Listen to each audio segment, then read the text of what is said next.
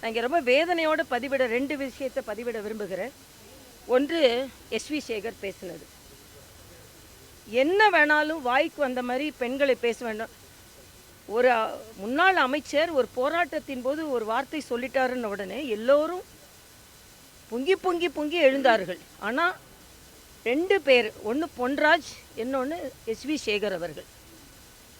ஒரு ஒரு அந்த அந்த விளாத்திக்குள வீட்டில் அந்த பொண்ணோட வீட்டுக்கு போயிட்டு வந்ததுலேருந்து எனக்கு சரியாக தூக்கம் வர மாட்டேங்குதுங்க. ஒரு பெண் குழந்தை, படிக்க வேண்டும் என்று நினைத்த பெண் குழந்தை பாலியல் பலாத்காரம் செய்யப்பட்டு கொல்லப்பட்டிருக்குன்னா நீங்கள் அரசாங்கத்துக்கு ஆதரவாக எவ்வளோ வேணாலும் இருங்கங்க. அரசாங்கத்துக்கு என்ன வேணாலும் ஆதரவாக இருங்க. ஆனால் ஒரு பெண்கள் விஷயத்தில் அரசாங்கத்தை நான் பாதுகாக்கிறேன் என்று பெண்களை பற்றி கேவலமாக பேசுவதை தயவு செய்து நிறுத்தி கொள்ளுங்கள்.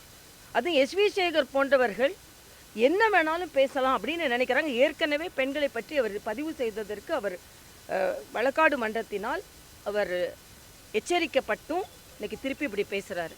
அதே மாதிரி இன்னொரு பெண் நிர்வாகியை பற்றி பொன்ராஜ் அவர்கள் பேசினதுக்காக தம்பி விஜய் அவர்கள் நேரே அவங்க காவல்துறை அலுவலகத்திற்கு இப்போ ஒரு தலைவர் ஒரு பெண் மீது அபாண்டமாக பேச, அதுக்கு மாத்திரம் இல்லை, நான் பொன்ராஜ் அவரோட பேச்சை பார்த்தேன்.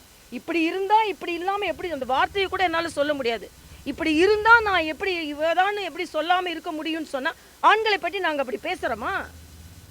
அப்போ யாரால் பாதுகாப்பு? எஸ்வி சேகராக இருந்தாலும் சரி, பொன்ராஜாக இருந்தாலும் சரி, அரசாங்கத்தோட பாதுகாப்பில் இவங்கெல்லாம் இருக்காங்க. இதில் முதலமைச்சர் இதுக்கு பதில் சொல்லணும். பெண்களை பற்றி எவ்வளோ வக்கர புத்தி உங்கள் மனசில் இருக்குது அப்படின்றதுக்கு எனது கடுமையான கண்டனத்தை பேசிட்டு நான் மன்னிப்பு கேட்டுட்டேன். ஆக எஸ்வி சேகருக்கும் பொன்ராஜ் ஏற்கனவே அப்துல் கலாமுக்கு இவர் அட்வைஸராம்.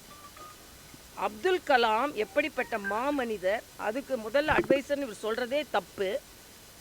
வாய்க்கு வந்தபடி பேசலாம் அப்படின்றா இவங்கெல்லாம் என்ன உலகத்தில் உள்ள பெரிய அறிவாளிகள்ன்ற நினைப்பு. அதில் இவங்க 2 பேருக்கும் எனது கடுமையான கண்டனத்தை தமிழக பெண்கள் சார்பில் தெரிவித்துக் கொள்கிறேன்.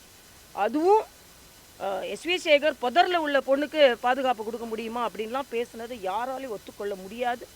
இன்னொன்று, ஒரு கட்சி தலைவரே கம்ப்ளைண்ட் கொடுக்குற அளவுக்கு ஒருவர் பேசிக்கொண்டு இருக்கிறார் என்றால் அதுவும் தப்பு. மிக மிக கடுமையாக இவர்களெல்லாம் கண்டனத்துக்குரியவர்கள் என்பதை நான் தெரிவித்துக் கொள்கிறேன். நான் சொல்கிறேன், அதாவது பாராபட்சமான நடவடிக்கை தான். இப்போ விளாத்திக்குளத்திலே முதலமைச்சர் அங்கே போய் பார்த்துருக்கணும், பார்க்கல. 10 நாள் கழித்து ஒருத்தர் ஏற்கனவே குற்றம் செய்தவன், பாலியல் குற்றம் செய்தவன் வெளியே வந்திருக்கான், ஸ்டேஷனில் கையெழுத்து போட்டிருக்கான். அப்போ அவரையே நீங்கள் கண்காணிக்கலை. இப்போ பெண்களின் மானமோ உயிரோ உங்களுக்கு அவ்வளோ துச்சமாக போயிடுச்சு.